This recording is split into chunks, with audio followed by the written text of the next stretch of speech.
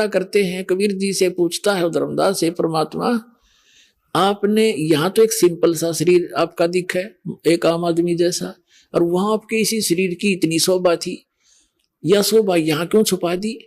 अपने आत्मा जैसे एक कोठी के कमरे में, कक्ष में 1000 वाट की ट्यूब लाग रही हो, एक 500 की हो, 60 की हो, एक 0 वाट का भी बल्ब हो, ट्यूब हो, और जब सारी जगानी है तो सारी जगानी दुगमुग दुगमुग हो गया वो कमरा सारा, और सब औरों को बंद करके एक 0 का रख ले तो वो तो विद्वान है, लेकिन वो रोशनी पर्याप्त है, उतनी चाहिए थी उसमें। तो परमात्मा ऐसे अपने बॉडी को, वो शरीर की शोभा वो ऑफ करके प्रकाश की ट्यूब आ जाते हैं उस। यहाँ पर ये क्या बता रहा देखिए, कबीर पुरुष एक वहां छिपाए, कबीर पुरुष तो एक के हैं, वहां तो इन्होंने छुपा रखा है, सत पुरुष जगदास कहाए। वो परम पुरुष, वो सतपुरुष ही जग में आके संसार में कबीर दास कहाए, ये तो खुद भगवान है। और धाय चरण गहु अति सुख चाहे, भाग के जब वापस आए तो दौड़ के परमात्मा बैठे, फिर उसी रूप में, कबीर रूप में, जिंदा महात्मा चरणों में पड़ के बड़े संख चाहे, बड़ा शर्मिंदा हो गया। धाय चरण गहु अति सुख चाहे, हे प्रभु हम परिचय अब पाए, अब मैं पहचान पाया आपको। यह शोभा कस वहां छिपावा, कस नहीं जग में प्रगट दिखावा। अब कबीर साहब से धर्मदास जी ने कहा, ये परमात्मा जो आपकी यहाँ शोभा है तो संसार में आपने वह गुप्त कर रखी है, वहां क्यों छुपा रखी है? आप तो खुद परमात्मा हो, और ये नकली न हो, कबीर साहब तो अलग हैं, ये तो सतगुरु वो परमात्मा जिसने भी भगवान को देखा उन्होंने जैसे, अब आगे बताएंगे, पहले ये क्लियर कर देता हूं। अब ये हम 59 प्रश्न पढ़ रहे हैं ज्ञान प्रकाश के, ये बोध सागर खंड है इसका। अब यहां आगे, यह शोभा कस वहां छिपावा, कस नहीं जग में प्रगट दिखावा। किस लिए आपने जग में प्रगट क्यों नहीं दिखाई, यहां कैसे छुपा लिया आपने? अब परमात्मा बताते हैं, सतगुरु वचन धर्मनी जो वही छवि जग में जाऊं, तो होए विकल निरंजन राव। यदि मैं इसी शोभा से इस काल के लोक में चला जाऊं तो इस तुम्हारे इस भगवान के काल के ज्योति निरंजन ब्रह्म का कलेजा फट जा, और कोई मुझे देख नहीं सके, क्योंकि इस रोशनी को चरम दृष्टि सहन नहीं कर सकती। इसलिए गुप्त अपना हल्का तेज पूंज करके इस विधा आपको मिलते हैं। धर्मनी जो वही छवि जग जाऊं, तो होए विकल ये निरंजन राहु, ये काल निरंजन विकल हो जाएगा, दुखी हो जाएगा, इसकी बुरा हाल हो जाएगा। और सब जीव तब मोही लोलावे, और उजड़े भव सब लोक ही जावे, इसका उजड़ जाएगा सारा देश लोक। ताते गुप्त राखो जग भाऊ, और शब्द संदेश जीवन समझाऊं। वो शब्द जिससे मोक्ष होगा उस जीवों को बता रहा हूं मैं। और शब्द परख चिन्ह मोय कोई, गह प्रतीत घर पहुंचे सोई। जो मेरे इस नाम ने ले लेगा वो सतलोक चला जाएगा। कहे कबीर सुनो सुकृत अंसा, दर्श पुरुष भेटू चित संसा। अब तुम बेग चलो संसारा, अब जल्दी जाओ संसार में। और जीव चेता हो करो पुकारा, पुकार पुकार के आंखों देखा, डंडोरा पीट दे, मुनादी कर दे, और डोल के डंके पे बता दे सच्चाई को। तो वहां जब इतना सुख देखा, यहाँ का इतना अड़ंगा, यहाँ सुख नाम की वस्तु नहीं। वहां जाकर धर्मदास जी ने हाथ जोड़ दिए और ने बोले, परमात्मा मुझे यही रख लो, वो तो बहुत गंदा लोग है। हे दाता, वहां तो एक दिन मृत्यु होनी है, कोई किसी का नहीं, और मुझे यही रख लो। जब परमात्मा ने कहा, बेटा ऐसा नहीं रखा जा सकता, तुम यहां से गए थे, तुम परिपूर्ण थे भक्ति से, तुम हंस थे, अब तुम काग बन गए, एक एक पैसे को भटक रहे हो, क्योंकि तुम्हारी पूंजी खत्म होगी पुनों की। आपको ऐसा मंत्र दूंगा, सतनाम, जिसकी एक सुमरण भी कर लेगा उसको कितनी कीमत हो जाएगी। सतनाम पालड़ रंग होरी हो, 14 लोक चढ़ावे राम रंग होरी हो। 3 लोक पासेंग धर रंग होरी हो, तो ना तुले तुलाया राम रंग होरी हो। कहते एक सतनाम ऐसा दूंगा, श्वास उश्वास से अधिकारी से लेकर इसका सेवन करेगा तो इतनी वैल्यू मिलेगी आपको, उसकी इतनी कीमत है कि यहाँ के एक ब्रह्मांड ने सारे ने एक में धर दे। 14 लोक हैं इस ब्रह्मांड में, और 3 लोक ये अलग हैं, पृथ्वी लोक, स्वर्ग लोक और पाताल लोक। कहते इन न तो 5 सिंह रख दे, इनका तो कोई सौदा ही नहीं। और वो 14 लोग एक पालड़े में रख दे तखड़ी के में, और एक में धर दे, एक श्वास उस श्वास के सतनाम की कीमत। तो ना तुले तुलाया राम रंग होरी हो, तो भी उसका पलड़ा भारी रहेगा एक सिमण का। और पुण्यात्मा आप कितने करोगे जब जाकर वहां जाने योग्य हो गए, आप कितने परिपूर्ण थे भक्ति से, कितने खाली हो गए नकली साधनाओं से, इसे खूब अंदाजा लगाया जा सकता है। तो क्या बताते हैं देखिएगा, अब तुम बेग चलो संसारा, और जी वही चेतो करो पुकारा। धर्मदास जी वचन, हो साहेब अब वहां ना जाही, ए साहेब अब वहां नहीं जाही, ये सुख घर तज कहाँ झुराई। मुझे इसी सुख ने छोड़ कर कहाँ जाने की को कह रहे हो। यह वही यम देश अपर बल काला, नहीं जानो धोमती होए बेहाला। ये परमात्मा, मैं जब तक नहीं ज्ञान हुआ था तब तो गंध में पड़ा ही था, वो तो काल का लोक है, वहां नहीं जाऊं।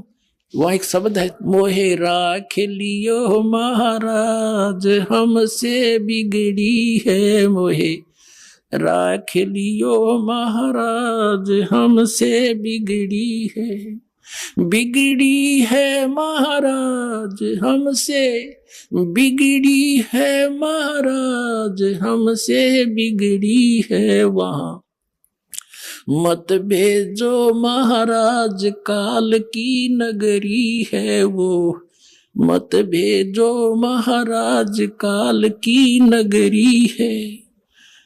बहुत रोए परमात्मा का गए। परमात्मा बोले बेटा नो बात बने नहीं, तेरे भाई बहन फंसे पड़े हैं, तो गवाह बनिए मेरा, और ऐसे नहीं रह सकता, मैं तेरे साथ रहूंगा, पल पल मैं तेरी मदद करूंगा। जब तू सतनाम का जाप करता रहेगा और मेरी मर्यादा में रहेगा, तेरा काल कुछ बिगाड़ नहीं सकेगा। तो पुणात्माओं, और ये नकली क्या बताते हैं, वो है वो सतलोक जहाँ सदा सुखी, वह जाने के बाद तुम झाँको भी कोई ना इधर को, और चलो सतलोक लो सतनाम, सतगुरुदेव की जय हो।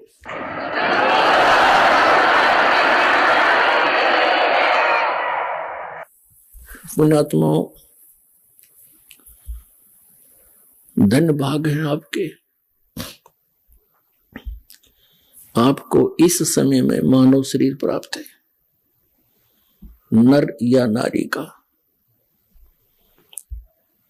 धन्य है आपके माता पिता जिनसे जन्म हुआ, क्योंकि ये वो प्राइम टाइम है जो परमात्मा ने पूर्व निर्धारित किया था। आज दिन के सत्संग में भी आप जी को यही ज्ञान दिया गया था कि आप जी जिस लोक में रह रहे हो ये लोक रहने का नहीं है, लेकिन अभी तक इस काल भगवान ने अपने नकली संतों द्वारा, इन झूठे सतगुरुओं द्वारा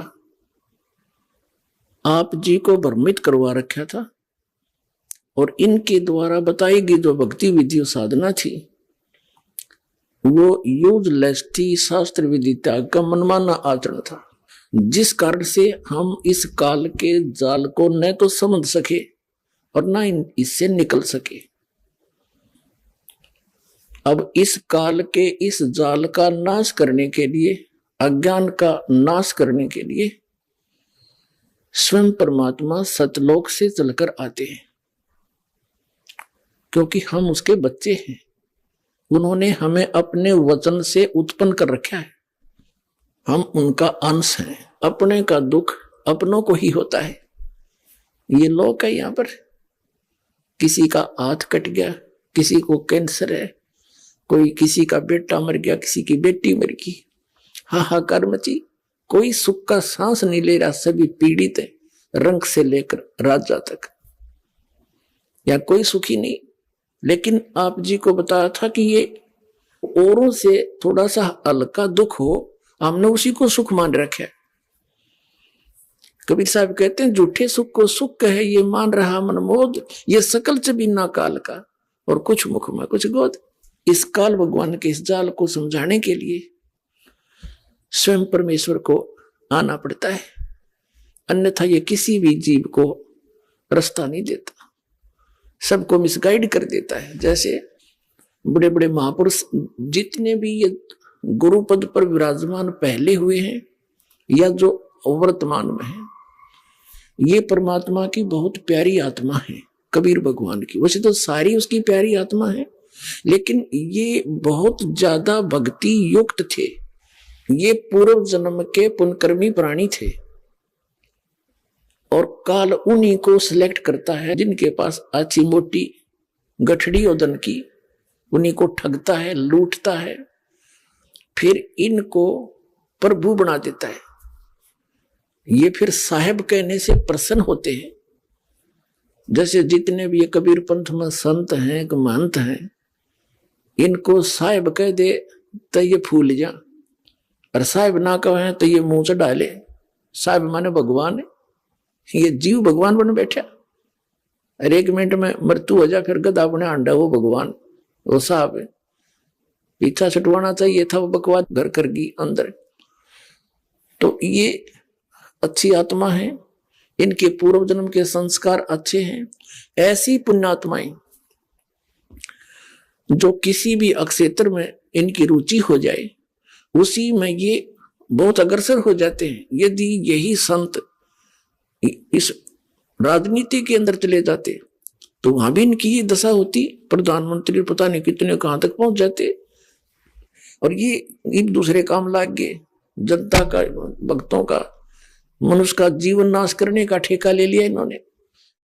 तो ये पुण्यकर्मी प्राणी है और इनके पूर्व जन्म के संस्कार बहुत अच्छे हैं, जिस कारण से ये इतने पाप करते हैं सारा दिन और फिर भी ये ठीक दिखे। इनके पूर्व जन्म की बैटरी चार्ज है, और जब यह बैटरी डाउन होगी, क्योंकि चार्जर आगे है नहीं, चार्जर का अर्थ है सत भक्ति शास्त्र अनुकूल साधना, वो कंप्लीट कोर्स पूरे संत से प्राप्त करके साधना भक्ति करे तो उसका फिर से बैटरी चार्ज हो जाती है, अर्थात उसके पुण्य, वो पुण्य स्टार्ट हो जाते हैं संग्रह होने। वो इनके पास है नहीं, और जिसका दुष्परिणाम इनको फिर अंत में भोगना पड़ता है। और आप भी बाहर लाद ले जाते हैं जनता को मिसगाइड करने का, परमात्मा के बच्चों को दिशाहीन करके, उनके अनमोल मनुष्य जीवन को नाश करके, और फिर स्वयं ये प्रेत योनि में जाते हैं या कि तक गधे की योनि भोग रहे होते हैं। ये नकली साहब, ये महंत संत और ये जितने आचार्य और शंकराचार्य और मंडलेश्वर है। दास का कहने का तात्पर्य है कि इन संतों ने भी सोचना चाहिए, इन्होंने समझना चाहिए दास क्या कह रहा है। कोई आपका दुश्मन नहीं, आपके हित की बातें कह रहे हैं, प्रमाण दिखा रहा हूं। आप भी उस परमात्मा के बच्चे हो, और जिनको आप गुमराह किए बैठे वो भी परमात्मा के बच्चे हैं। आप दूने दोषी हो रहे हो मिसगाइड करके उस भगवान के बच्चों को। अगर ये बीच में ये संत महंत ना होते तो पूरा विश्व आ जाता है इस मार्ग को समझकर। जैसे जो ये राधा स्वामी धन धन सतगुरु सच्चा सौदाले, और ये जय गुरुदेव और निरंकारी, ये जितने भी, और ये अन्य जितने सतपाल जी महाराज और ये बाल योगेश्वर कहें जिसने प्रेम जी महाराज, ये संत, इन्होंने, ये संत तो है नहीं, क्योंकि संत वही जो आध्यात्मिक ज्ञान से परिचित हो, बाकी उस नाम संत रखे वो अलग बात है। अब इनका जो फंस गए वो क्या करते, जैसे मधुपर मनस और ये जितने भी कबीरपंथी संत महंत, अब जैसे दास इनकी जो अनुभूति है, इन्होंने जो सारे जीवन में जो कुछ भी जाना समझा अनुभव किया वो लिख रखा है। अब इस तरह ये खाक बोलेंगे, इन्होंने जो कुछ कहना सुनना था कह दिया, 10-10, 20-20, 100-100 वर्ष से लग रहे हैं। अब इनके इतिहास दिखा दिए। अब अपने गुरुजी के बारे में जो कुछ भी कोई उस पंथ से संबंधित इस दास के वचन सुनता है तो उनका समाधान वो किससे कराता है? अपने गुरुजी से। अब गुरुजी कैसे स्वीकार करे कि मैंने यू सच्चा है, मैं झूठा हूं? क्यों? उसके आगे, उसके सामने अहम अट जाएगा, ईगो है उसके अंदर, और यह ईगो इस जीव की सबसे बड़ी दुश्मन है। कबीर साहब कहते हैं, राज तजना सहज है और सहज त्रिया का ने, मान बढ़ाई ईर्षा दुर्लभ तजना ये, अरे इनके तजे बिना भगवान नहीं मिले। अब ये फिर अपने ही गुरुओं से पूछते हैं तो गुरुजी कह देते नहीं, उसको क्या पता। और फिर यहां तक बताते हैं इस जम्मू वाले ने तो अपने उसमें, इसका जी जागरण पर आता है प्रोग्राम, उसका नीचे बताते हैं ये लिखवा दिया कि मन ने कोई आत्मिक ज्ञान चर्चा नहीं करी। अरे यू बोलने लग रहा जो चौड़े में झूठ बोला है तेरा गजब फेल हो का प्रमाण है इनका कि फेल हो गए जब नो नाटकी मैंने कोई बात नहीं करी। अरे ये वीडियो बोलने लग रही। और उधर से ये कहते हैं हमारा पहला नियम है सच बोलो, सच आप पे ना बोलता है। अब जैसे राधा स्वामी वालों की दास नवा सारी इतिहास दिखा दी और परमात्मा जिन महापुरुषों ने भगवान पाया उससे मेल करा दिया, वो फेल कर दिए। ये कबीरपंथी सारे फेल कर दिए। और जितने भी आचार्य शंकराचार्य थे इनके पास कख ज्ञान नहीं था, इनका इतिहास दिखा दिया जनता को, ये सारे फेल हो लिए। इनके पास जवाब नहीं है तो जनता आज कोई पागल नहीं है।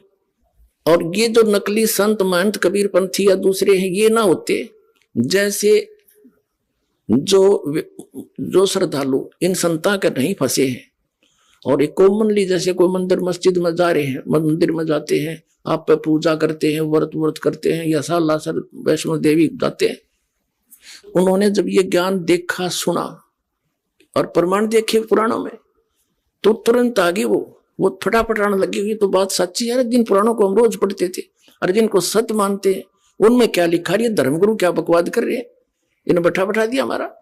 तो वो सीधे आगे और दूसरे अभी अटके बैठे हैं क्योंकि वो किसने पूछे, अपने गुरु जी थे। गुरु जी तक जिसकी नहीं पहुंचे तो अपने उस आसपास के भगत भाइयों से, वो भगत भाई वो बांग पी रहे हैं जो उनके गुरु जी ने प्यार रखी है। तो वो इसलिए अभी वो ज्यादा बाधा बन रही है, कुछ दिन और लगेगा, इनकी जड़ निश्चित कति करें की तरह काट के धर दूंगा और फिर आप आ जाएंगे बाज गए। अब ये जितने भी पंथ हैं ये इनकी जड़ दिखा दी दास ने। जैसे पहले हम छोटे छोटे थे, वर्षा के दिनों में ये पौधे उग जाते थे, आम के पौधे की तरह, नीम का पौधा, तो हम क्या करते थे उन पौधों को वहां बहुत ज्यादा उग जाते थे एक स्थान पर, उनको वहां से निकाल कर मिट्टी से अपने खेतों में दूसरे स्थानों पर लगाने के लिए लेकर चलते थे। और किसी पौधे की मिट्टी हट जाती जड़ों की तो दूसरे ये कहा करते तेरे पौधे की जड़ राम ने देख ली, अब यूं ना लगे सूखेगा। तो वो ऐसा ही होता था क्योंकि ये खेत से दूसरे खेत में जाते थे, 1.5 घंटा लग जाता, उस जड़ा मिट्टी थी नहीं, वहां लगाते हो सूख जाता। तो दास ने इन सभी पंथों की जड़ दिखा दी राम ताई, अब ये सारे सूखेंगे।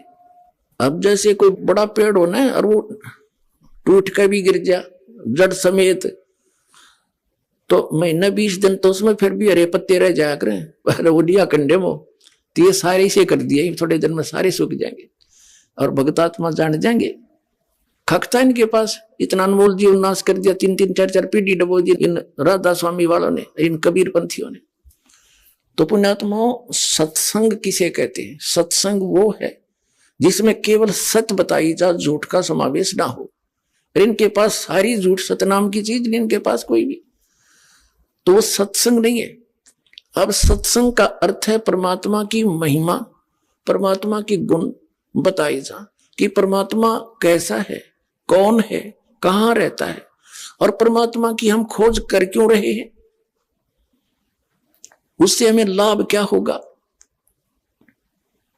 ये सारा ज्ञान। और फिर वो भगवान मिल प्राप्ति कैसे होगी, तो ये सब मिलाकर सत्संग कहलाता है। अब जैसे अब दास जो सत्संग जिस उद्देश्य से कर रहा है, इस दास का उद्देश्य है कि आप जी को जहां जहां आप लगे हुए हो और उस संत या महंत या पंथ को और उस ज्ञान को सत्य मानकर पहले उन्हीं से परिचित कराऊं कि आप किस वस्तु को, लाल को, कौड़ी को आप लाल लिए फिर रहे हो, और ये सब प्रमाण रह रह कर देने का दास का उद्देश्य है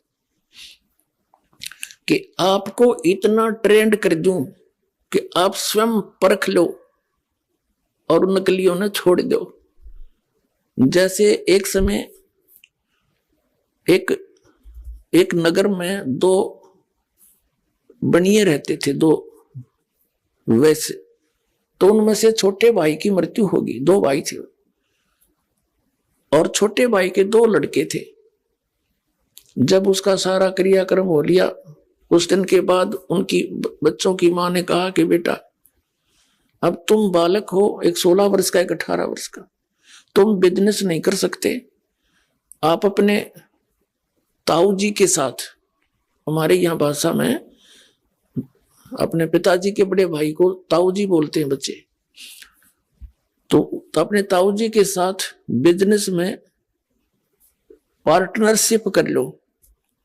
और बेटा मेरे पास ये लाल रखे हैं, पैसे तो है नहीं, ये लाल ले जाओ अपने ताऊ जी को दे दो, आवश्यकता पड़े वहां इनका प्रयोग कर ले, गिरवी रख ले, इसके बदले में सामान ले ले। जैसे वो बच्चे दोनों जने अपनी माता जी की सलाह ले के आधार से, राय के आधार से, वो माता जी के पास रखे हुए दो एक पोटली सी में थे लाल, उनको लेकर चले, अपने ताऊ जी से जाकर प्रार्थना की कि मेरी माता जी ऐसे ऐसे कह रही है। उसने ताऊ जी ने कहा कि बेटा मैं भी ये चाहता था, आप मेरे साथ लगो और सब मिलकर हम अपना बिजनेस करेंगे। और बच्चों ने कहा कि जी मेरी माँ के पास पैसे तो है नहीं, ये लाल रखे हैं, इनको आप रख लो। अब उस सेठ ने उनको खोला और देखा, वापस ही बांध कर बच्चों को दे दिया कि बेटा इनको रखाओ, तेरी मम्मी को कह देना संभाल कर रखे, और फिर आएंगे ना वापस दूसरे शहरों से, वहां मेरा उधार चलता है, फिर वापस आएंगे ना सामान लेकर के, फिर देख लेंगे जरूरत पड़ी थे। वो बच्चे कहने लगे ठीक है ताऊ जी, जैसे आपकी आज्ञा। अपनी माँ को आकर बता दिया, माँ इन्हें सुरक्षित रख लेना, हम फिर बाहर जा रहे हैं देश दूसरे प्रांतों में, वापस आएंगे तब इसको ले लेंगे। मेरे ताऊ जी ने ऐसा कहा, चले गए। अब उस व्यक्ति ने उन बच्चों को लाल और लालड़ी की परख करानी थी। एक शहर में 50,000 रुपए का सौदा लिया, पहले 50,000, आज के तो 50 लाख के बराबर है। और वहां उस सेठ से कहा कि मैं धर्मशाला में रुका हुआ हूं, वहां से इन बच्चों के हाथ में लाल भेजता हूं, उसको गिरवी रख लेना और हमारा सामान दे देना। दोनों बच्चों को जाते ही सेठ ने धर्मशाला से कहा कि ले बेटा, जहां वो रुके हुए थे, ठहरे थे बिजनेस के लिए, कमरा ले रखा था, कि जाओ पुत्र ये छुपा कर ले जाओ, लाल है, और सेठ को दिया ना, वो गिरवी रख लेगा, हमें वो 50,000 का सामान हम ले चलेंगे। दोनों बच्चे गए और उस लाला जी से कहा, लाला जी, सेठ जी ये लाल है, मेरे ताऊ जी ने भेजा है, इसको रख लो। सेठ ने कहा बैठ जाओ। उस सेठ ने, साहूकार ने एक व्यक्ति बुलाया जो जोहरी था, पारखू था, उसने उसके लगा के अपना जो जंतर मंत्र से वो देखा और बताया कि ये लाल नहीं है, ये तो लालड़ी है। लाल तो 1 लाख रुपए का होता है, उसमें लाख रुपए तो आज के करोड़ों से भी ज्यादा होते थे, और ये तो 200 रुपए की भी नहीं है, ये तो व्यर्थ है, ये तो ठगने के लिए बनाई जाती है। अब उस सेठ ने वो लालड़ी गली में फेंक दी और 6 सुनाई उल्टी सुल्टी उन बच्चों तई कि तेरे ताऊ जी ऐसे व्यक्ति तो नहीं थे भाई। अब वो धोखा भी देने लगी हमारे को, मैं क्या उनको मना करूं था, मैंने कौन से लाल मांगे थे, बता, वो अपने आप ही ऐसा कर रहे हैं, ये कैसे, उन्होंने क्या मन में आई उनके, वो तो धोखेबाज हो गए हैं। अब लड़के दोनों उठा के उस लाल को और ताऊ जी के पास आगे धर्मशाला में, ताऊ जी को पता था इनके लिए क्या बीतेगी, दोनों मुंह लटका रखा, मायूस से होकर खड़े हो गए ताऊ जी। वो लाला जी तो बहुत निकम्मा आदमी, उठ पटांग बकवाद करे, अपने लाल ने कहे था लालड़ी है, उसने बेरा नहीं कौन बुलाया, उसने कह दिया कि यह तो लालड़ी है, लाल तो 1 लाख रुपए का होता है, या 200 रुपए की भी नहीं है। तो सेठ ने, ताऊ जी ने कहा कि बेटा, अरे सचमुच भाई मेरा धोखा लग गया, वो पारखी था बेटा, वो जोरी था, उसने साची बताई है, या लालड़ी है, ले, अरे ये रखी दूसरी साइड में, देखो हो यूं था बेटा लाल तय। अब उनमें दिन रात का अंतर, जा देखा और कह के आना मेरे ताऊ जी ऐसे नहीं, उनका धोखा लग गया था। दोनों भाई फिर गए हौसले थे और कहा, ले सेठ जी मेरे ताऊ जी का धोखा लग गया था, देख वो दूसरी जगह रखी थी, चोरों से उसको धोखा देने के लिए कोई लुटेरा आवे तो उसने लेकर भाग जावा, दूसरी जगह लुको रखा था मेरे ताऊ जी ने, इसलिए। उस सेठ ने फिर वही पारखी बुलाया, वो जोरी, उसने आती अपना मार कर उसके चमटे विमटे बता दिया, यू है भाई लाल सही, ये है असली लाल। तब उस सेठ ने बच्चों को कहा देखो ये है वो लाल, उसमें इसमें कितना अंतर था।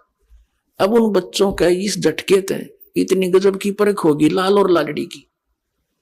अब वो सेठ जी सारा सामान लेकर उधार घर आ गए, साथ में वो बालक दोनों। अब उस सेठ ने कहा जाओ बेटा अपनी माँ से, उनके ताऊ जी ने कहा जाओ अपनी मम्मी से वो लाल ले आओ बेटा, और इनको कुछ की गिरवे रख के ऋण पे और कुछ लोन ले लेंगे किसी से। अका ठीक ताऊ जी। वो गए भागे दौड़े दौड़े, माँ माँ आगे बेटा आगे आजा रोटी खाओ। अकना पीछे रोटी खाएंगे, पहले वो लाल दे, ताऊ जी को बहुत कर्जा हो गया है और किसी से ऋण लेंगे, अगले बेटा ले जाओ, नो के नो रखे। उन बच्चों ने सोचा अरे देखते लें लाल है लालड़ी, उन्होंने वहीं की छड़ी खोल लिया अपने कमरे में अंदर, वो तो लालड़ी थी। वो कहने लगे माँ आप भी बड़ी बोली हो, ये लाल नहीं है ये तो लालड़ी है सारी। ओए बता देख किसी बोली है आपने लाल लालड़ी का नहीं पता। तो वह कहने लगी भाई मुझे तो मालूम नहीं, तेरे पिताजी के समय के रखे थे, मैंने सोचा लाल है ये। तो वो आए फिर उस ताऊ जी के पास और कहने लगे ताऊ जी मेरी माता है ना बड़ी बोली बाली है, उसको पता नहीं लाल और लालड़ी की, वो लाल नहीं थी कोई भी, वो सारी लालड़ी थी।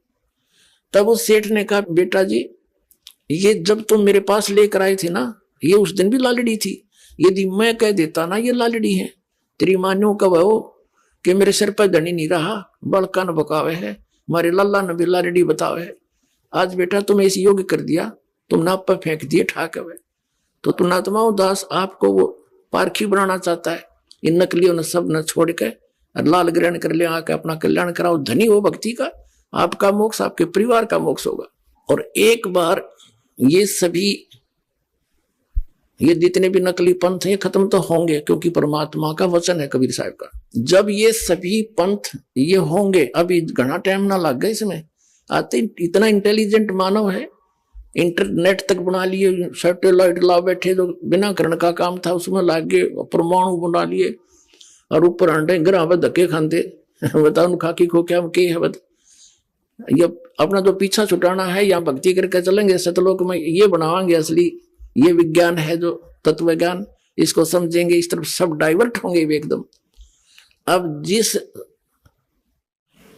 विकास को आज वर्तमान में ये देश सभी कंट्री मान रहे हैं कि जिसके पास आजकल अधिक टेक्निक है वो अवाम उड़ रहा है वो देश साइंस के अंदर। और 2 वर्ष वर्षा ना हुई ना ये सारी साइंस धरी धराई रह जाएगी, और ये इंटरनेट और ये टीवी अड़ को दिखनिया नहीं पावे, जहाज खड़े खड़े जरेंगे एयरपोर्टों पे, कोई बैठनिया नहीं रहे, जो काम करने का था उसने भूले बैठे, ये बकवादों में लग गए। 1 मिनट में ना जाने के बिजली गिर जा, भूकंप आ जावे, अक्षेत्र का अक्षेत्र नष्ट हो जावे, फ्लड आ जावे, ऐसे लोग में हम ये बकवाद करने लगे इकट्ठी। तो अब इतना समझदार इंसान है, संकेत समझने वाले बच्चे हो गए, छोटे छोटे बच्चे, और कितना समझदारी से यहाँ आते हैं, सारी आरती तक याद कर रहे हैं छोटे छोटे बच्चे, गर्भ में उनको परमात्मा की भक्ति मिल रही है। तो ये पुण्यकर्मी प्राणी अब परमात्मा यहाँ आपके घरों में प्रकट करेगा। पहले तो दास ऐसी व्यवस्था करेगा, आपने इस माया की जरूरत नहीं रहेगी, ऐसे ढंग से आपका सिंपल लिविंग स्टेटस बनाया जाएगा। और ये बेमतलब की परंपराएं हमने बना रखी है, एक बेटी ब्याहना मुश्किल हो जाता है एक व्यक्ति ने, और इन मायाधारी मस्करों ने इतनी ये बकवाद की परंपरा बना दी है, वो सब खत्म करी जाएंगी और केवल परमात्मा पर विश्वास किया जाएगा, बच्चों का भी और लड़की का विवाह एक बिल्कुल सिंपल वे से करेंगे। बेटी को हमने कैर बना लिया, इतना अच्छी और शरीफ होती है लड़की, और उसको हमने अपना दुश्मन बना लिया, गर्भ में मारने लगे सिर्फ इसलिए अपनी कुपरंपराओं के कारण कि दहेज देना पड़ेगा। हमने दहेज लेना नहीं देना बिल्कुल नहीं, केवल एक कन्या देनी होगी, रोटी भी आश्रम में खुआवांगे उन्हें, और ले जा भाई बेटी ब्याह दी, बस अपना कमाओ और तुम्हारे घर पे खाओगी।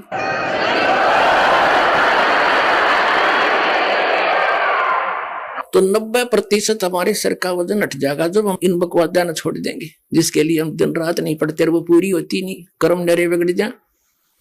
परमात्मा साथ होगा, आपको आवश्यक वस्तु दे, ऐसे देगा आप सोच भी नहीं सकते। परमात्मा क्या नहीं कर सकता। आपको अभी तक भगवान की महिमा सुनी है, आपने बरती नहीं है, यहां आप उस परमात्मा के गुणों को प्रयोग करा करोगे और दांता तला उंगली दबाओगे, भगवान सचमुच आज भी ऐसा कर रहा है। क्या भगवान के गुण बदल जाते हैं? हमें उससे मिलने का जो राहत की विधि है वो नहीं प्राप्त हुई, जिस कारण से हम नास्तिक होते जा रहे हैं, साधना भी करते दुख नु का नु, फिर क्या फायदा उस भक्ति का। तो इस प्रकार जो अब दास आपको ज्ञान सुना रहा है, ये ज्ञान एक ऐसा समझ लो जैसे रेग मार लगा जा रहा है, रेग मार के और उस पुराने पेंट को उतार के पेंटर और फिर ओरिजिनल पेंट लगा करा करे। तो दास आपके अंदर जो जमा है वो अज्ञान, उसको हटाने के लिए रह कर ये प्रमाण सुनाए दिखाए जा रहे, ताकि आप परिचित हो जाओ, लाल परखण योग्य हो जाओ। जब आपको परख आ जाएगी कि ये लाल है, ये भगवान है और ये साधना है, फिर दास आपको उस परमात्मा की वो अमरवाणी सुनाया करेगा, जिसको सुन सुनकर आपकी आंखों से आंसू टपका करेंगे। परमात्मा कहते हैं आत्म और परमात्मा एक के नूर जहूर, और बीच में झाई कर्म की ताते कहिए दूर। फिर क्या बताते हैं कि जैसे सूरज के आगे बदरा, ऐसे कर्म छयारे, और प्रेम की पवन करे चित मंजन, फिर जल के तेज नयारे। जैसे आत्मा और परमात्मा के बीच में ऐसे हमारे पाप कर्मों के बादल छाए हैं, जैसे बादल छाए हों और सूर्य दिन के 12 बजे हों और सूर्य दिखाई नहीं दे रहा।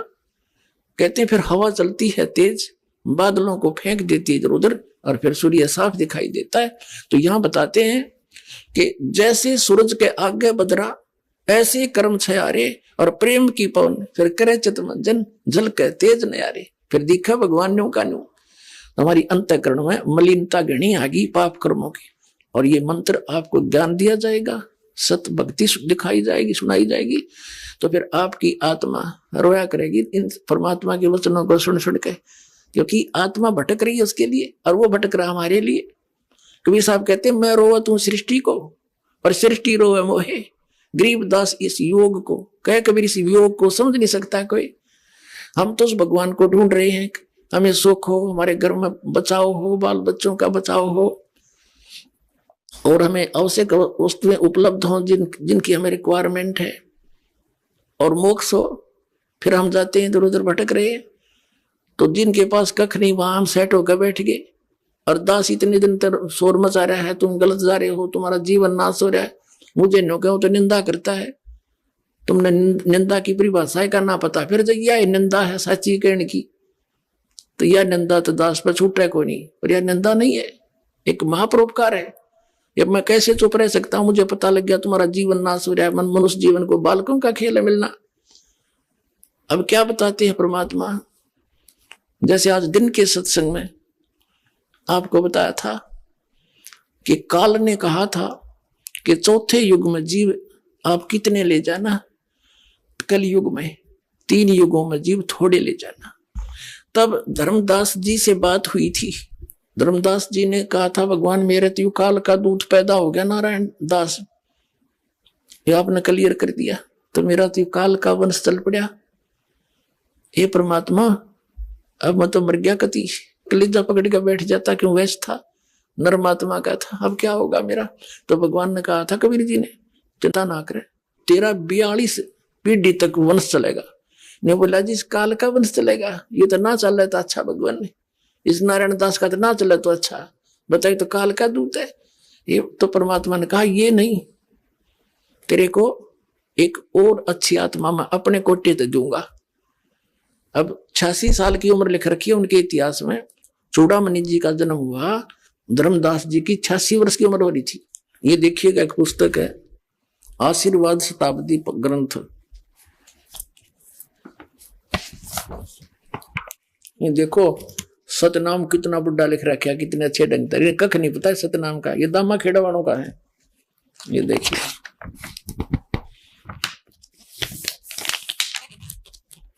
ये देखिएगा, ये है ग्रंथ परिचय, आशीर्वाद ग्रंथ। ग्रंथ का नाम आशीर्वाद आशीर्वाद शताब्दी ग्रंथ।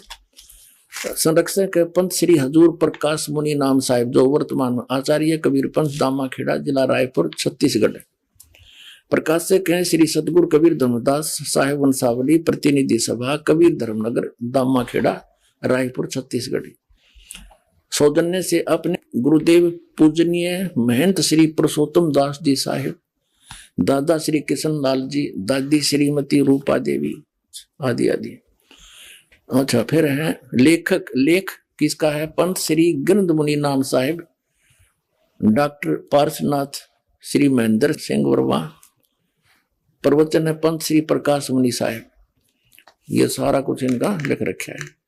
मुद्रक है विजय लक्ष्मी, ऑफसेट नागपुर, दूरभाष, इतने इतने। और ये है वर्तमान में दामाखेड़ा के अंदर प्रकाश मुनि नाम के कबीर धर्मनगर दामाखेड़ा शताब्दी वर्ष पर शुभकामनाएं। ये श्री प्रकाश मुनि जी महाराज हैं। ये सन 2004 में इन्होंने कोई ये छापे हैं। अब इसमें क्या लिखा है ये देखिएगा, यहाँ लिखा है, इधर तो इसमें धनी धर्मदास जी बैठे हैं, इनका फोटो लगा रखा है। यहाँ इन्होंने प्रमाण दिया है, धनी धर्मदास जी साहेब सतगुरु कबीर साहिब के अनन्य भक्त एवं परम शिष्य धनी धर्मदास साहिब जी कबीर पंथ के आधार शिला है। धनी धर्मदास जी साहिब के माध्यम से ही सतगुरु का अखंड ज्ञान और अथाह अनुभव सर्वसुलभ हो पाया। स्वयं की ही नहीं बल्कि जन जन की पीड़ा ने धनी को व्याकुल बना दिया। अब यहां देखते हैं,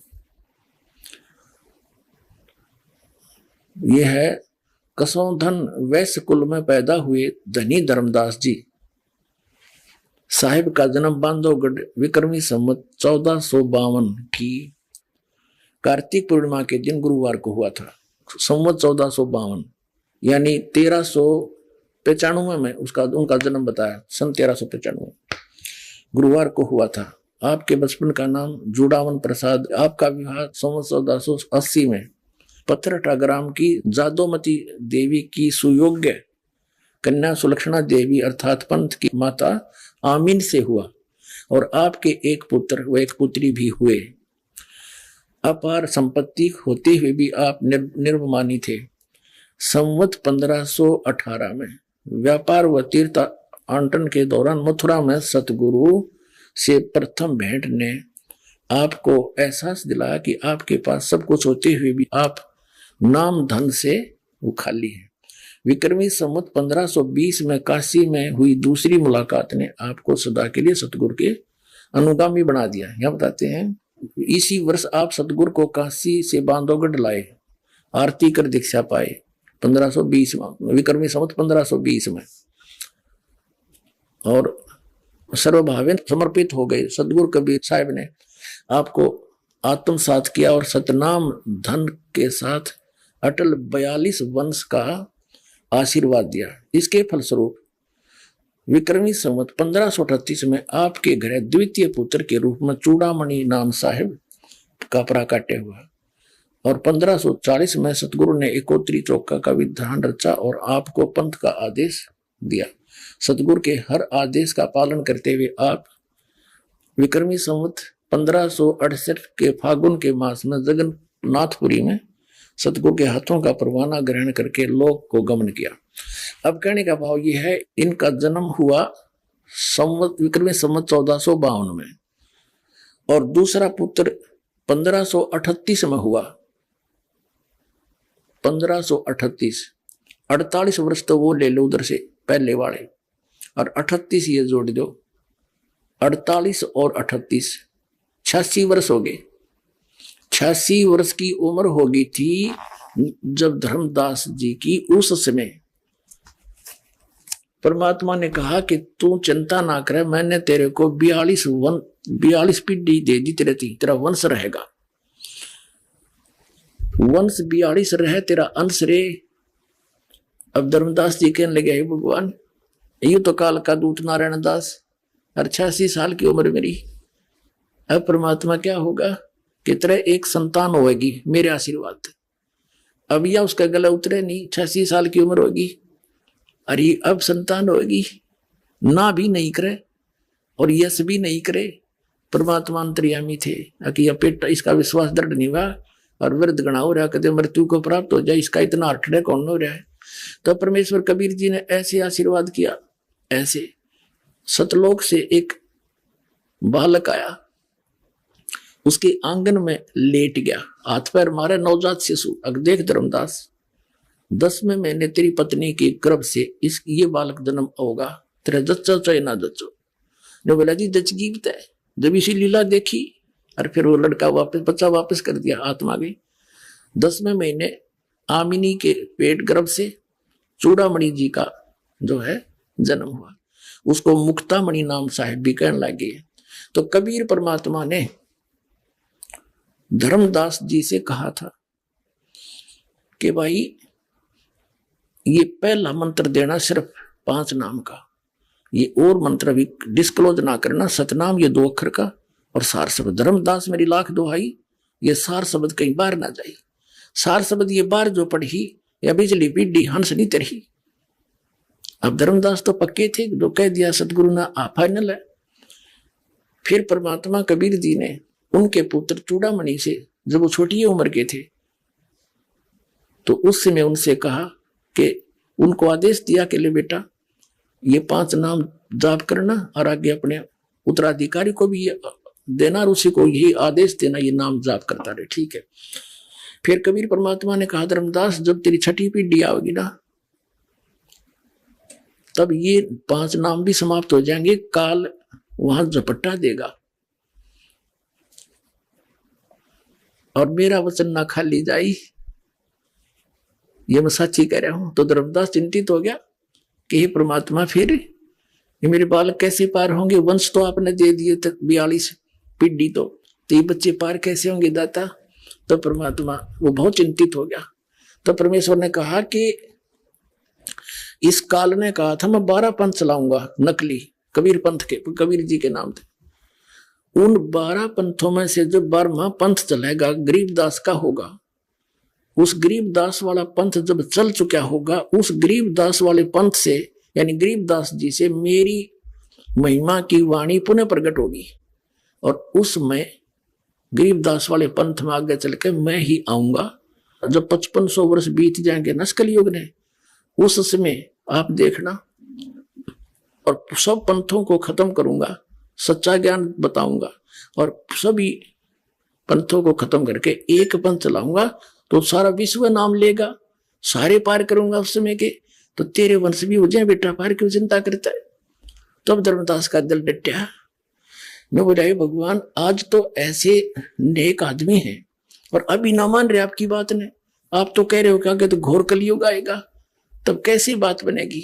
तो परमात्मा ने कहा यह चिंता छोड़ दे, ये मेरा काम है और जो मैं आज बोल रहा हूं ना यह बात है, ये उसमें सच्ची होगी कि पूरा संसार मेरी शरण में होगा और मेरा ही ज्ञान पूरे विश्व में रह जाएगा, सारे बच्चे मुझे पहचानेंगे और मोक्ष प्राप्त करेंगे, जो नाम ले लेंगे सतनाम। जब सच्चा होगा, जब कलयुग 5500 वर्ष बीत जाएगा, तब तक तो ये निराधार दिखाई देगा। अब आपको अब वर्तमान में कबीर पंथ का जो फैलाव है सबसे ज्यादा इन दामा खेड़ा वाले गद्दी से है। इन कहते हैं 30,000 तक मेहनत बना रखे हैं और वो आगे नाम देते हैं और फिर वो साल में 2-3 ये प्रोग्राम करते हैं दामा खेड़ाले, वो सभी मेहनत आके और उनका पूजा चढ़ाते हैं।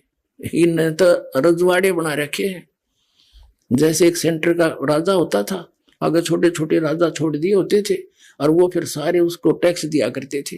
ये वो सांग जोड़े न के लेना देना किसी के मोक्ष से कख नहीं पता इन दामा खेड़ा वालों को। अब दिखाता हूँ थोड़ी सी झलक इन दामा खेड़ा वालों का क्या ज्ञान था, ये कैसा भगवान को जाना है। मन अपने आत्माओं आपका सौभाग्य है इस परमात्मा के पाने वाले काम को, और इस सारे कार्यों को वही करेगा जो इससे परिचित हो जाएगा। जैसे हम छोटे छोटे थे वैसे वर्तमान में भी ऐसा ही है, लेकिन पहले और ज्यादा कठिन काम था। इस दास का जन्म किसान परिवार में हुआ और किसान जैसे दिसंबर और जनवरी का महीना और ये हरियाणा और पंजाब का क्षेत्र शीतलहर चले, हैं, और ऊपर से छोटी मोटी बूंदों का भी जुगाड़ हो जाए कई बार। तो किसान जब गेहूं बीज देता है, रात्रि के समय नहर के पानी से उसके सिंचाई का नंबर फिक्स होता है, इतने बज के इतने मिनट पे आपको जल मिलेगा सिंचाई के लिए, और उस स्थान से आपने लेना पड़ेगा, वहां से काटना पड़ेगा, फिर अपने खेत में ले जाना पड़ेगा। तो वो सीमित समय होता है, घंटा आधा घंटे का। अगर उस समय किसान अपने मौके पर नहीं पहुंचा तो उसका सिंचाई हो नहीं खेत में, और उसके बालक भूखे मरे, फसल हो नहीं सकती। तो वो जिस समय हम रजाइयों में बढ़कर चारों तरफ से दाब के कमरे के अंदर सो रहे होते हैं, वो किसान क्योंकि वो परिचित है, यदि आज मैंने थोड़ा सा आलस कर दिया और सिंचाई नहीं की अपनी फसल की, मेरे बालक भूखे मर जाएंगे और मैं निर्धन हो जाऊंगा। तो वो परिचित है उस प्रोसेस से, वो तुरंत उठकर चल देता है, चाहे नमूनिया हो और चाहे कोई सांप काटे, कुछ भी हो, वो उस काम न करके छोड़ेगा और सफल हो जाता है। और वहां जाके कंबल को भी उतार के रख देता है, जब पानी में बढ़कर कस्सी से मिट्टी डालता अपने खेतों में पानी लगाने के लिए। तो पुण्यात्माओं, वो व्यक्ति इस काम को करेगा। यहाँ इतनी दूर से आ रहे हैं पुण्यात्मा, कहाँ से 2,000 किलोमीटर से चल कर आएंगे, तो वही आएंगे यहाँ पर जो इसको समझ जाएंगे कि ये काम तो करना पड़ेगा, ना तो बिजली गिरगी, ये जीवन फिर मिला नहीं मनुष्य का, ये अवसर मिला नहीं, ऐसा संत नहीं मिला जो दास परमात्मा ने बना के भेज दिया, और ये ज्ञान मिला नहीं, तो फिर इस मनुष्य शरीर में के चाटांगे हम। ऐसा एक गद्दारी सा मनुष्य जिसने भक्ति नहीं करी, फिर वो सारा दिन लज्जा अंडाइयो, फिर अपने माया जोड़ने में लज्जा फिरता है।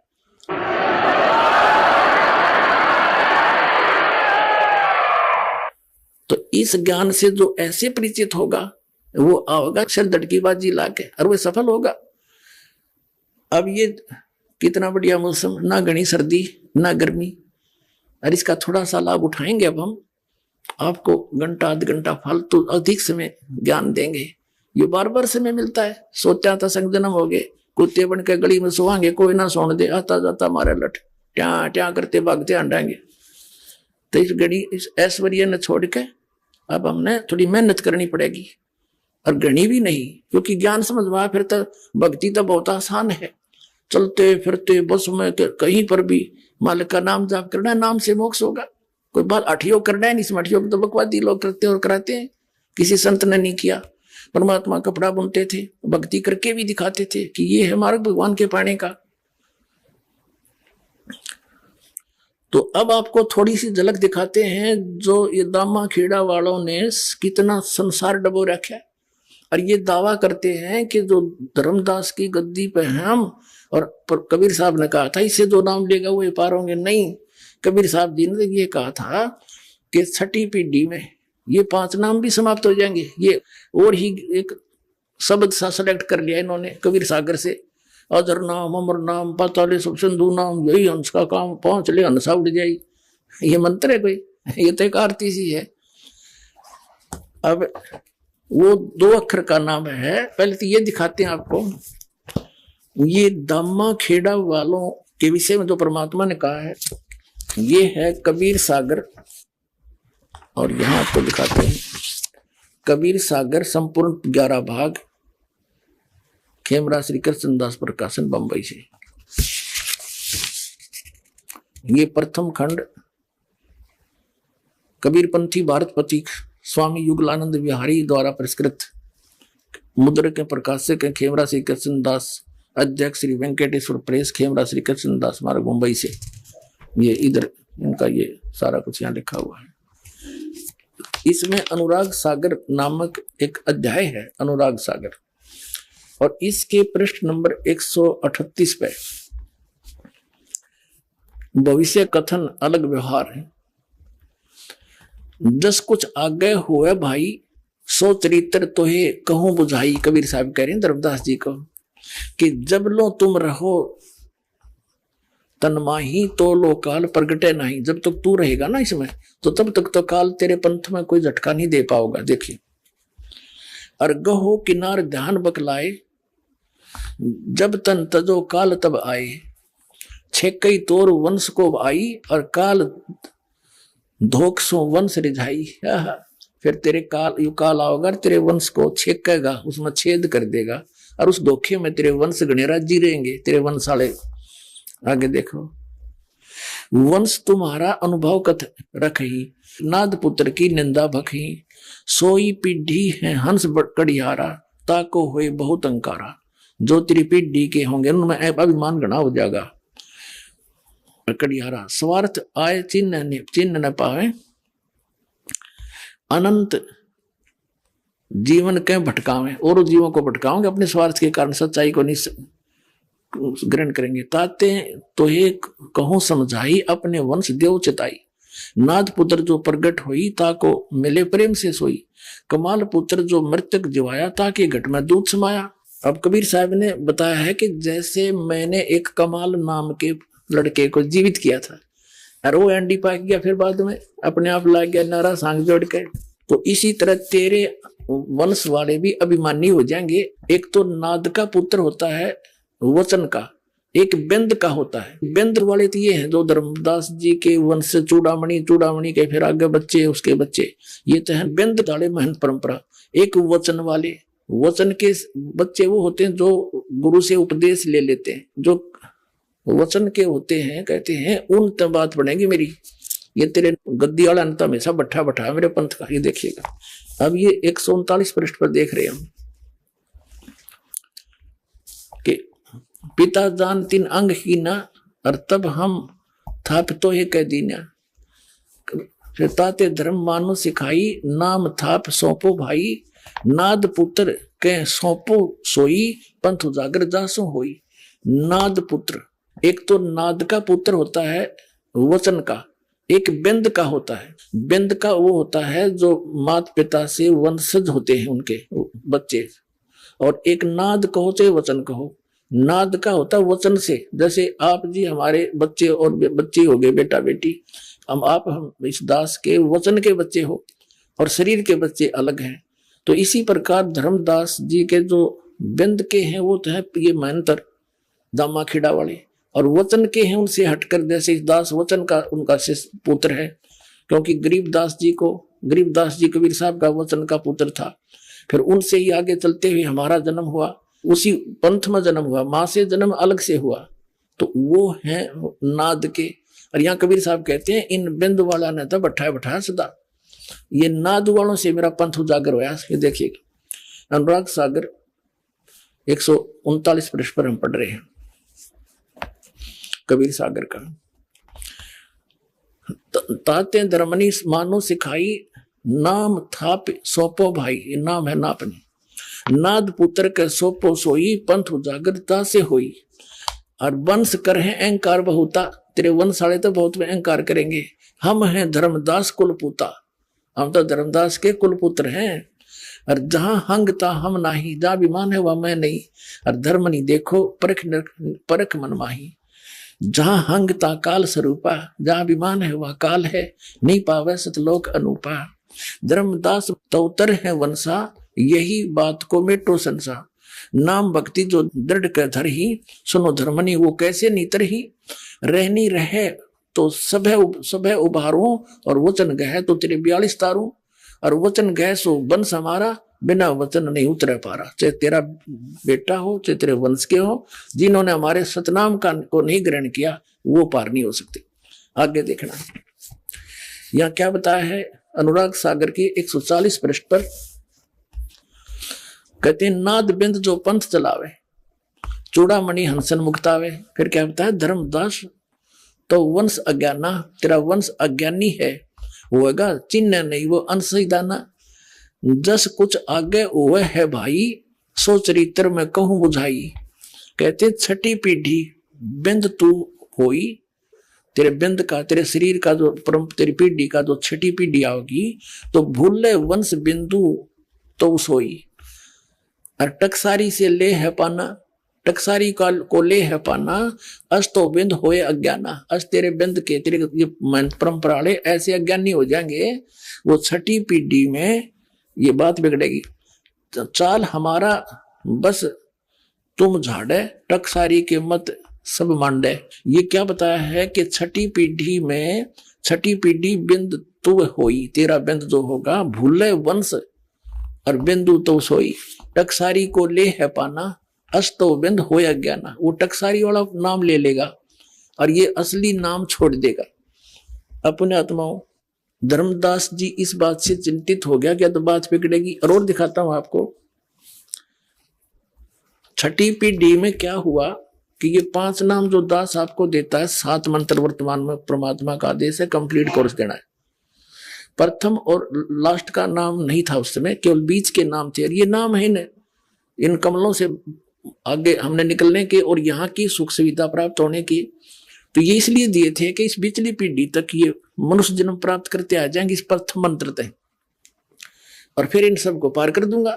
परमात्मा ने कहा कि छठी पीढ़ी में क्या होगा, क्या हुआ, ये दास बताता है।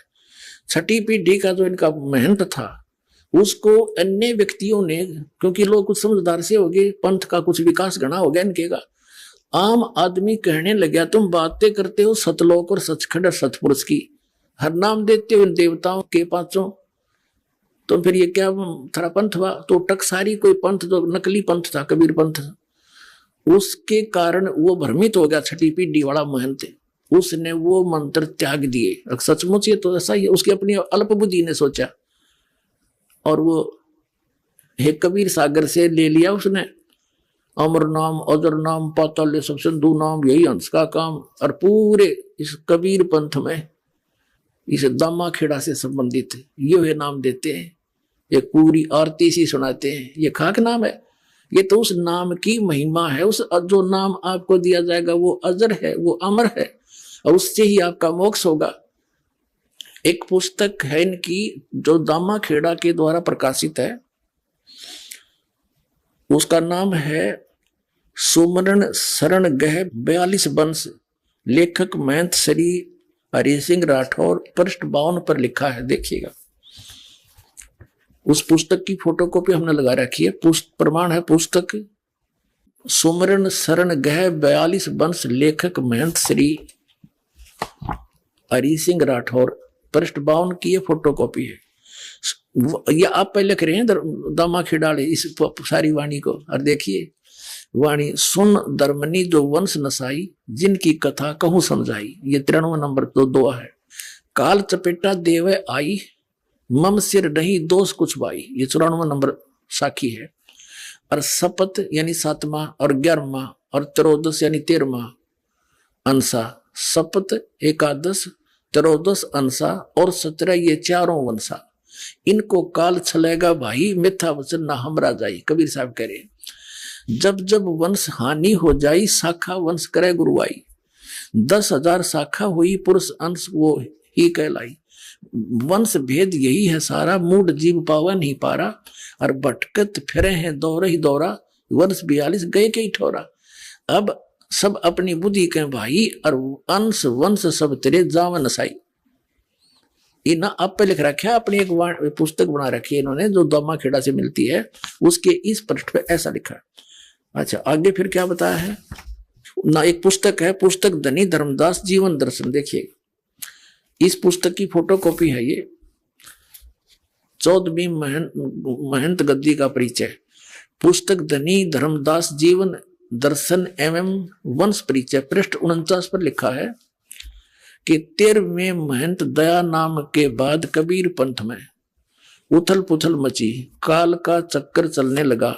क्योंकि इस परंपरा में कोई पुत्र नहीं था, तब तक व्यवस्था बनाए रखने के लिए महंत काशी दास जी को चादर दिया गया। कुछ समय पश्चात काशी दास ने स्वयं को कबीर पंथ का आचार्य घोषित कर दिया तथा खरसिया में अलग गद्दी की स्थापना कर दी। यह देख तीनों माताएं रोने लगी कि काल का चक्कर चलने लगा।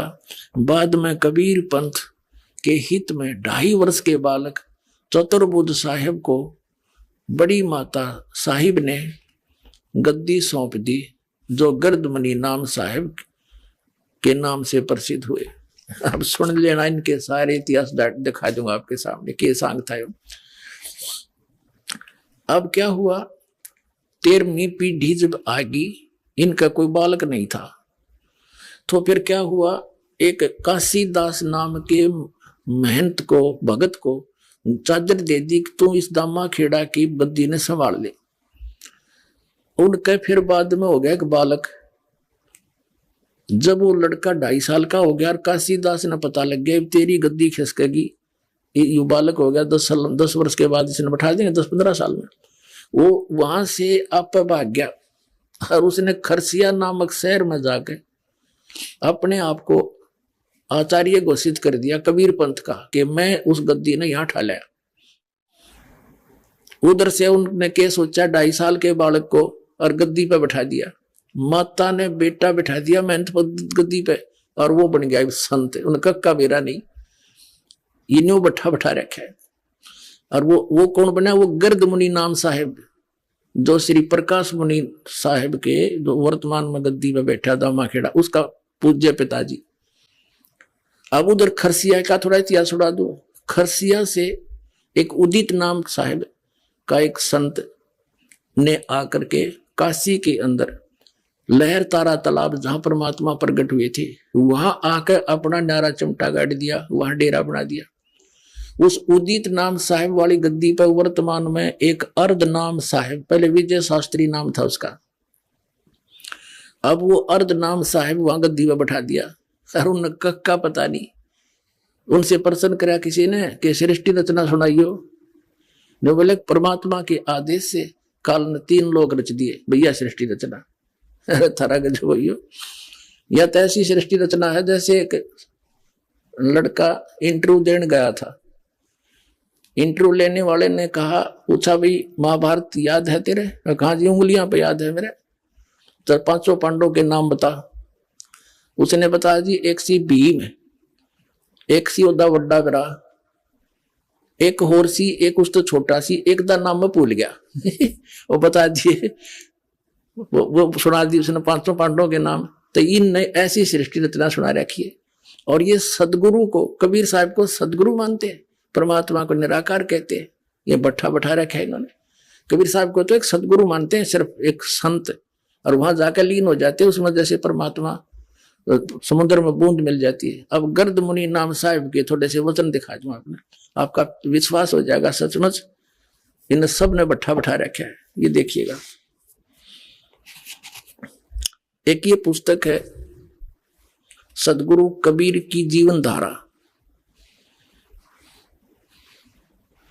लेखक हैं पंत श्री गिरद मुनि नाम साहिब, आचार्य कबीर पंथ, प्रकाशक है सदगुरु कबीर धर्मदास वंशावली प्रतिनिधि सभा, कबीर धर्मनगर दामाखेड़ा जिला राय। ये पहले मध्य प्रदेश था, उसमें से छत्तीसगढ़ बन गया ये। अब ये पुण्यात्माओं,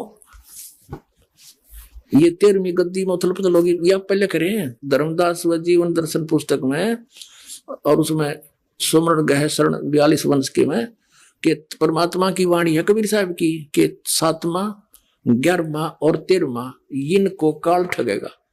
जब 7वां ठग लिया आगे खाक रहेगा इनके पास, तो उड़द बिगड़ ली सारी कहानी, रही खीन ने बिगाड़ दिया काम, फिर बाकी क्या नहीं। अब इसमें दिखाता हूं आपको इस पुस्तक में, ये है सदगुरु कबीर साहब की जीवन धारा नामक पुस्तक है, और इसके लेखक हैं पंत श्री गिरद मुनि नाम साहिब, आचार्य कबीर पंथ, प्रकाशक सदगुरु कबीर धर्मदास वंशावली। ये आपको दिखाई दिया, और ये इनका स्वरूप है गिरद मुनि नाम साहिब, जो 2.5 साल का बच्चा गद्दी पर बैठाया था, वो है ये। अब इस पुस्तक के आपको 5 पृष्ठ पे दिखाते हैं, 4-5 पर, ये देखिएगा, ये 4 पृष्ठ है। ये क्या कथा सुनाता है आगे से कि सदगुरु कबीर साहिब का सत स्वरूपी होना और अंत में निराकार में लीन हो जाना उनकी विशिष्टता है।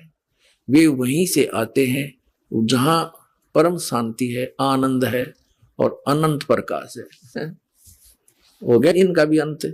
गिरद मुनि नाम साहिब कह रहा है कि कबीर साहब वहां से आते हैं और फिर उसमें जाकर लीन हो जाते हैं, अनंत प्रकाश है, जैसे बूंद समुद्र में। आप देखिएगा एक पुस्तक और है, गिरद मुनि नाम साहिब, उस 2.5 साल के बालक ने, यानी सदगुरु कबीर ज्ञान पयोनिधि नामक ये पुस्तक है, सदगुरु कबीर ज्ञान पयोनिधि, और ये है आचार्य गिरद मुनि नाम साहिब के द्वारा लिखी गई है। सदगुरु कबीर साहिब धर्मदास साहिब वंशावली प्रतिनिधि सभा, कबीर धर्मनगर, दामाखेड़ा, जिला रायपुर, मध्य प्रदेश में यह प्रकाशित है।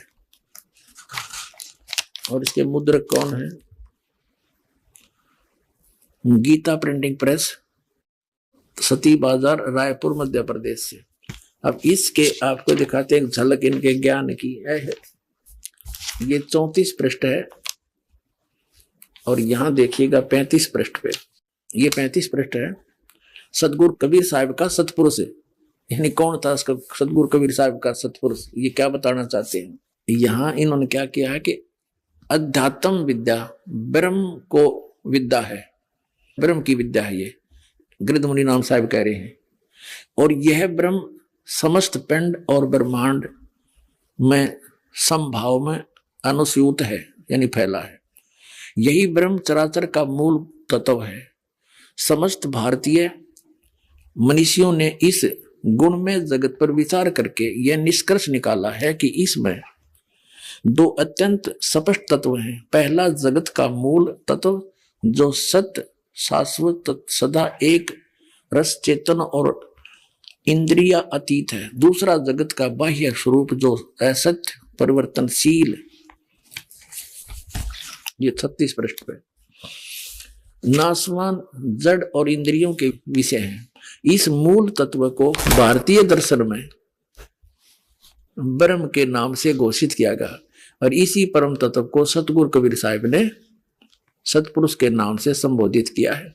यह सतपुरुष सर्वथा सर्वत्र एक रस रहता, इसकी सत्ता नित रहती है। अब आगे इसके ज्ञान का अंत, ब्रह्म को कबीर साहब ने सतपुरुष बताया है। देखिए डबो रखा देश का देश इन्होंने। ब्रह्म क्या है? ब्रह्म तो युग काल है, ज्योत स्वरूपी निरंजन है।